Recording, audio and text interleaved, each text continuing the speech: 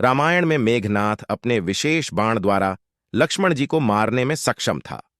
इसी के कारण लक्ष्मण मृत्यु के बहुत करीब चले गए थे। क्या आप जानते हैं वो बाण कौन सा था जिसे चलाकर मेघनाद ने लक्ष्मण जी को मूर्छित किया था? पौराणिक कथाओं में कई बातों का उल्लेख किया जाता है। आश्चर्यजनक है, इस तरह पुराणों में हमें भगवान राम और उनके परम भक्त हनुमान जी की वीरता के किस्से सुनने को मिलते हैं। ऐसा कहा जाता है कि श्री राम के भाई लक्ष्मण की वीरता की कहानी भी बहुत ऊंची है। इसकी चर्चा नहीं की जाती है न कि वह बहादुर थे, बल्कि भगवान राम के प्रति उनकी भक्ति अद्भुत थी। जब भगवान राम 14 साल के वनवास के बाद अयोध्या आए थे, तब अगस्त आर्षि उनसे मिलने के लिए अयोध्या पहुंचे और बातचीत के दौरान लंका युद्ध का जिक्र छिड़ गया। भगवान राम ने बताया कैसे उन्होंने रावण और कुंभकर्ण जैसी उग्र नायकों को मारा और लक्ष्मण ने मेघनाद और अतिक्य जैसे शक्तिशाली असुरों को भी मारा। अगस्त्य आर्षि ने कहा, बेशक रावण और कुंभकर्ण बहुत बहादुर थे, लेकिन सबसे बड़ा नायक मेघनाथ था। उसने स्वर्ग में देवराज इंद्र से युद्ध किया और उन्हें बांधकर लंका ले आया।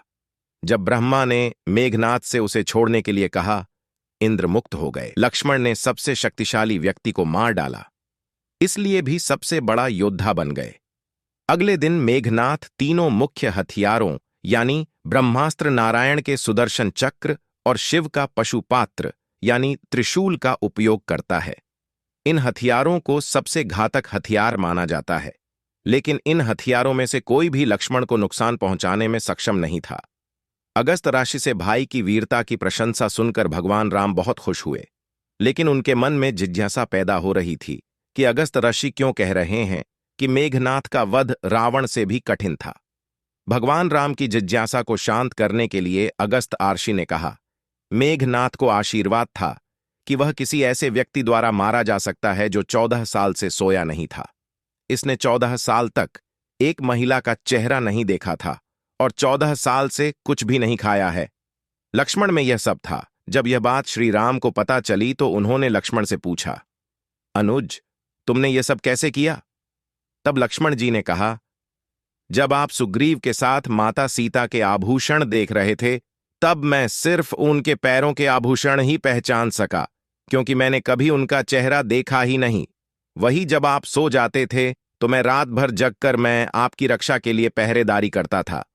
लक्ष्मण ने बताया, एक बार निद्रा मेरे पास आई तो मैंने उसे अपने बाणों से पराजित कर दिया और फिर उसने यह वचन दिया कि वह 14 साल तक मेरे पास नहीं आएगी। लक्ष्मण ने 14 साल तक भूखे रहने के बारे में बताया।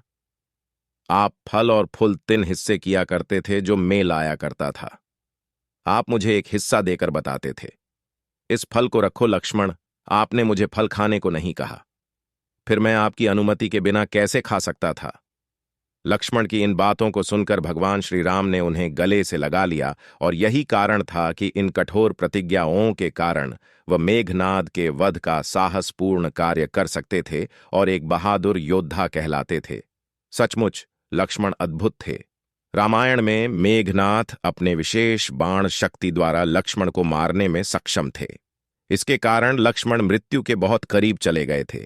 तब भगवान हनुमान हिमालय गए और संजीवनी लेकर आए।